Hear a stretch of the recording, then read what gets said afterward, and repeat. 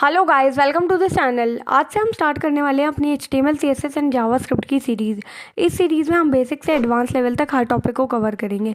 अगर आप बिगनर हैं, आपको कोडिंग डेवलपमेंट बिल्कुल भी नहीं आती है, आपको नहीं पता है HTML CSS और जावास्क्रिप्ट होती क्या है, इनका क्या यूज़ है, तो आप इस सीरीज़ को फॉलो कर सकते हैं और आप एट द एंड बिल्कुल HTML CSS और जावास्क्रिप्ट को बहुत अच्छे से सीख जाएंगे। मैं आपको ये भी बताऊंगी कि वेब डेवलपमेंट क्या होता है, बैक एंड क्या होता है, फ्रंट एंड क्या होता है, फुल स्टैक डेवलपमेंट क्या होता है। हम देखेंगे कि HTML CSS और जावास्क्रिप्ट का क्या रोल होता है वेब डेवलपमेंट में, वेबसाइट्स कैसे बनाई जाती है, वेबसाइट्स काम कैसे करती हैं। हम इस सीरीज़ को बहुत ही प्रैक्टिकल रखने वाले हैं। हम जैसे ही इस सीरीज़ में आगे बढ़ते रहेंगे, हम बहुत सारे प्रोजेक्ट्स करते रहेंगे। अभी तक इस चैनल पर मैंने आपको HTML CSS और जावास्क्रिप्ट की बहुत सारे प्रोजेक्ट्स बनाकर दिखाए हैं। बहुत सारे कमेंट्स और इंस्टाग्राम पे मुझे DM आ रहे थे कि हम HTML CSS और जावास्क्रिप्ट की एक सीरीज स्टार्ट कर सकते हैं, तो ये सीरीज इसीलिए स्टार्ट हो रही है। आप इस सीरीज को फॉलो कर सकते हैं। हम बेसिक से एडवांस लेवल तक हर टॉपिक को कवर करेंगे। तो चलते हैं और अपनी सीरीज को स्टार्ट करते हैं। Let's get started. सबसे पहले एक इंट्रोडक्शन दे देती हूँ वेब डेवलपमेंट का, आपका रोल बता देती हूँ HTML CSS और जावास्क्रिप्ट का वेब डेवलपमेंट में क्या होता है, जिससे जो बिगनर्स हैं उन्हें भी बहुत अच्छे से समझ आ सके। तो सबसे पहले जानते हैं वेब डेवलपमेंट होता क्या है एक्चुअल में। तो वेब डेवलपमेंट होता है आपका वेबसाइट्स और वेब एप्लीकेशंस को क्रिएट करना और मेंटेन करना ही आपका वेब डेवलपमेंट कहलाता है। वेब डेवलपमेंट में दो चीज़ें होती हैं, एक होती है आपकी वेबसाइट और एक होती है आपकी वेब एप्लीकेशंस। तो इन दोनों का डिफरेंस क्या होता है मैं आपको बताती हूँ। वेबसाइट्स में आपका जो डेटा होता है ना, बहुत स्टैटिक होता है। स्टैटिक मतलब आपका डेटा बहुत ज़्यादा चेंज नहीं हो रहा होता है। यूज़र इंटरेक्शंस बहुत कम होता है आपका वेबसाइट्स के साथ। जैसे आप कोई रिज्यूमे देख सकते हैं या आप कोई ब्लॉग वेबसाइट देख सकते हैं, तो उसमें आपका यूज़र इंटरेक्शन बहुत कम होता है, क्योंकि यूज़र कोई क्या करेगा, एक रिज्यूमे देख लेगा, पढ़ लेगा। ऐसे एक ब्लॉग में वो ज़्यादा से ज़्यादा पढ़ सकता है। लेकिन आपका जो वेब एप्लीकेशन होती हैं उनमें यूज़र इंटरेक्शन बहुत ज़्यादा होता है और जो कंटेंट होता है वो स्टैटिक नहीं, डायनेमिक होता है, वो चेंज होता रहता है। ठीक है, जैसे अब आप यूज़र इंटरेक्शन देखें तो आपकी कोई भी वेबसाइट है, सपोज कीजिए ई-कॉमर्स वेबसाइट है आपकी अमेज़न, तो यूज़र उसमें इंटरेक्ट कर सकता है। वो कोई भी प्रोडक्ट है उसको अपने ऐड टू कार्ट कर सकता है और उसी प्रोडक्ट को विश लिस्ट में ऐड कर सकता है, उसे ऑर्डर कर सकता है। ठीक है, तो उसका इंटरेक्शन बहुत ज़्यादा होता है वेब एप्लीकेशंस के केस में। ठीक है, और वेबसाइट्स में आपका जो डेटाबेस होता है बहुत लिमिटेड डेटाबेस का यूज़ होता है, लेकिन वेब एप्लीकेशंस में डेटा बहुत चेंज हो रहा होता है, इसलिए उसमें डेटाबेस भी बहुत ज़्यादा रिक्वायर्ड होता है। आपकी वेबसाइट्स में मैंने आपको बता दिया, जैसे पोर्टफोलियो होता है, आपका रिज्यूमे, आपकी ब्लॉग, ये वेबसाइट्स के एग्जाम्पल हैं। आप वेब एप्लीकेशंस में देख सकते हैं, जैसे ई-कॉमर्स वेबसाइट होती है Amazon, Flipkart, social media platform देख सकते हैं लाइक फेसबुक, इंस्टाग्राम, ट्विटर, ये सारी वेब एप्लीकेशंस होती हैं। अब इसके बाद हम देखते हैं हमारा फ्रंट एंड, बैक एंड और फुल स्टैक डेवलपमेंट क्या होता है। ये तीन टर्म्स होते हैं जो आपके वेब डेवलपमेंट में आते हैं। तो सबसे पहले हम देखते हैं फ्रंट एंड डेवलपमेंट क्या होता है।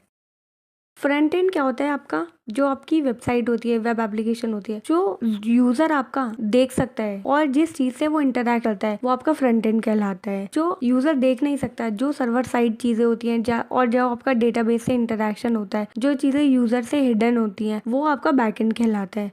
सपोज कीजिए आप एक रेस्टोरेंट में बैठे हैं, तो आप रेस्टोरेंट में बैठ के सबसे पहले क्या देखते हैं, आपका मेन्यू। ठीक है, जो आपका मेन्यू होता है, जो आपका रेस्टोरेंट का डिजाइन आप देखते हैं, जो रेस्टोरेंट देखते हैं आप, आपके फूड का प्रेजेंटेशन कैसा है, आपको जो जिन यूटेंसिल्स में आपका फूड सर्व किया गया है वो सब कैसे हैं, आपका फूड कैसा दिख रहा है, वो सब आपका होता है फ्रंट एंड, जो आपको यूजर देख सकता है, वो सारा आपका फ्रंट एंड होता है। इसके बाद आता है आपका बैक एंड। बैक एंड में क्या होता है, जो चीजें यूजर नहीं देख सकता, लाइक आपका रेस्टोरेंट की किचन में वो जो भी आप फूड ऑर्डर करते हैं वो किस तरीके से बन रहा है, उसमें क्या क्या यूज हो रहा है, क्या यूज नहीं हो रहा है, शेफ किस तरीके से प्रिपेयर कर रहा है, कैसे इन्वेंट्री को मैनेज कर रहा है, किस इंग्रेडिएंट्स का यूज किया गया है, तो वो सब चीजें आपको यूजर के इंटरेक्शन में नहीं आती, तो वो सारी चीजें आपकी बैक एंड में आ जाती हैं। मैं आपको एक और एग्जांपल से बताती हूँ। सपोज कीजिए आप एक ई-कॉमर्स वेबसाइट है, तो आप ई-कॉमर्स वेबसाइट में आपने सपोज कीजिए अमेजॉन की वेबसाइट ओपन करी। अमेजॉन की वेबसाइट में आप जो प्रोडक्ट्स देख सकते हैं, ठीक है, आप प्रोडक्ट्स को अपने ऐड टू कार्ट कर सकते हैं, उन्हें आप अपनी विश लिस्ट में ऐड कर सकते हैं, तो ये सब आपका फ्रंट एंड कहलाता है। लेकिन अब कुछ चीजें बैक एंड में आती है, जैसे आपने एक ऑर्डर प्लेस करा, तो जो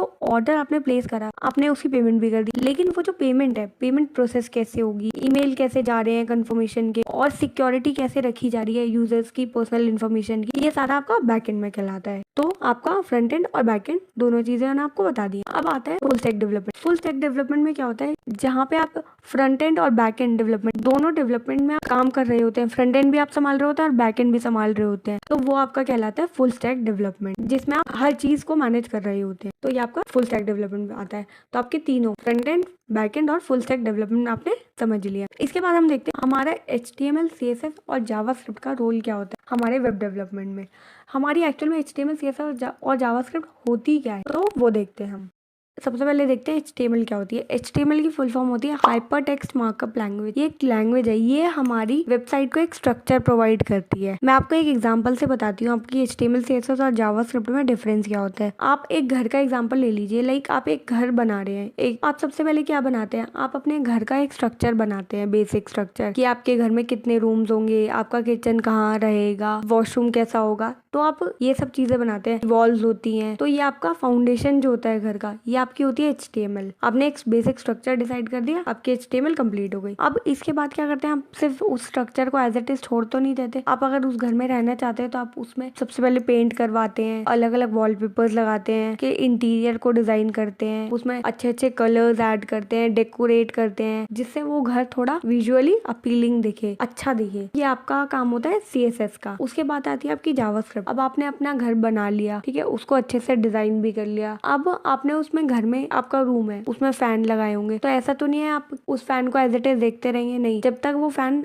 ऑन या ऑफ नहीं होगा तो आपके किस काम का। तो जो आपकी फंक्शनैलिटीज ऐड होती हैं, जो आपका इंटरैक्शन ऐड होता है चीजों के साथ, वो आपकी जावास्क्रिप्ट का काम होता है। तो आप फैन ऑन करते हैं और ऑफ करते हैं, वो काम होती है आपकी जावास्क्रिप्ट। तो ये HTML CSS और जावास्क्रिप्ट का काम होता है। HTML आपकी स्ट्रक्चर डिसाइड करती है, आपका CSS आपकी स्टाइलिंग को, डिजाइन को देखती है, और जावास्क्रिप्ट आपकी इंटरैक्शन और फंक्शनैलिटी को हैंडल करती है। मैं आपको एक और एग्जांपल से समझा देती हूँ। आपने ह्यूमन बॉडी का एग्जांपल लेते हैं, तो सबसे पहले जो हमारी ह्यूमन बॉडी होती है, जो उसका स्ट्रक्चर होता है, बेसिक स्ट्रक्चर, वो हमारी होती है HTML, हमारा स्केलेटन जो होता है। उसके बाद जो हमारी बॉडी होती है, उसमें जो मसल्स, स्किन, हेयर, कलर्स और कपड़े जो होते हैं, क्लोथ, वो सारा हमारा CSS का काम करते हैं। और हमारा जो ब्रेन होता है और जो बॉडी की मूवमेंट्स होती है, लाइक हैंड मूव करते हैं, लेग्स मूव करते हैं, हम बोलते हैं, वो सब काम होता है हमारा जावास्क्रिप्ट का। तो ये फंक्शनैलिटी है, इंटरैक्शन है, तो ये जावास्क्रिप्ट का काम होता है। तो अब आप अच्छे से समझ गए होंगे कि आपका HTML CSS और जावास्क्रिप्ट का काम क्या होता है। HTML एक स्ट्रक्चर बनाएगी, CSS डिजाइन हैंडल करेगी, और जावास्क्रिप्ट वेबसाइट में इंटरैक्शन ऐड करेगी, फंक्शनैलिटीज ऐड करेगी। तो ये काम होता है HTML CSS और जावास्क्रिप्ट का। मैं आपको HTML CSS और जावास्क्रिप्ट का डिफरेंस एक Amazon की वेबसाइट से दिखाती हूँ। तो पहले मैंने अपने क्रोम में amazon.in को ओपन करा है। यहाँ पर देखिए, मैं आपको बताती हूँ, अगर आपकी वेबसाइट में जावास्क्रिप्ट नहीं होगी तो आपकी वेबसाइट कैसे दिखेगी। देखिए, यहाँ पर आप अपनी वेबसाइट में साइन इन कर सकते हैं। आप किसी भी प्रोडक्ट पे क्लिक कर इसको ऐड टू कार्ट कर सकते हैं, विश लिस्ट में ऐड कर सकते हैं, या आप इसे ऑर्डर प्लेस कर सकते हैं। लेकिन अगर आपकी वेबसाइट में जावास्क्रिप्ट नहीं होगी तो आप इनमें से कोई भी काम नहीं कर पाएंगे। आपकी फंक्शनैलिटी, आपका इंटरैक्शन बिल्कुल जीरो हो जाएगा वेबसाइट के साथ, ठीक है। ये आपका काम होता है जावास्क्रिप्ट का। अब इसके बाद मैं आपको दिखाती हूँ कि अगर आपकी वेबसाइट में CSS भी नहीं होगी तो वो आपकी वेबसाइट कैसे दिखेगी। यहाँ पर मैं क्रोम पर यहाँ राइट क्लिक करेंगे और इंस्पेक्ट पर जाएंगे ना, ये आपको क्रोम डेवलपर टूल्स मैं आपको आगे सीरीज में बताऊंगी। तो यहाँ पे जो हेड टैग है ना, मैं इसको ही डिलीट करने वाली हूँ। आपकी वेबसाइट CSS के बिना ऐसी दिखने वाली है, ठीक है। तो आपकी CSS का काम होता है कि वो आपकी वेबसाइट्स को कितना ब्यूटीफाई कर देती है। अब अगर हम CSS ऐड कर दी तो देखिए आपकी वेबसाइट में कितना ज्यादा चेंज आ गया। ये वही वेबसाइट है CSS के साथ। तो CSS का काम होता है आपकी वेबसाइट को डिजाइन करना, ब्यूटीफाई करना। अब इसके बाद हम देख लेते हैं हमारी वेबसाइट काम कैसे करती है। वेबसाइट्स में ना 3 इंपॉर्टेंट चीजें होती हैं। एक होता है आपका क्लाइंट, एक होता है आपका ब्राउजर, एक होता है आपका सर्वर। तो सबसे पहले क्लाइंट का क्या मतलब है। क्लाइंट होता है यूजर। सपोज कीजिए आपको एक वेबसाइट ओपन करनी है, लेट्स से amazon.in आपको ओपन करनी है। यूजर आपका amazon.in ओपन करने के लिए सबसे पहले ब्राउजर को ओपन करेगा, वो कोई भी ब्राउजर हो सकता है। अब वो उस ब्राउजर में सर्च में सबसे पहले amazon.in लिखेगा और उस वेबसाइट को ओपन करेगा। अब जो उसने amazon.in लिखा है तो इसको कहेंगे कि क्लाइंट ने आपके ब्राउजर पे एक रिक्वेस्ट भेजी है, ठीक है। उसने amazon.in सर्च करा। ब्राउजर क्या करेगा, ब्राउजर आपके सर्वर के पास जाएगा जहाँ पे आपकी amazon.in का डेटा स्टोर हो रखा है, ठीक है। वो ब्राउजर वहां पर जाएगा और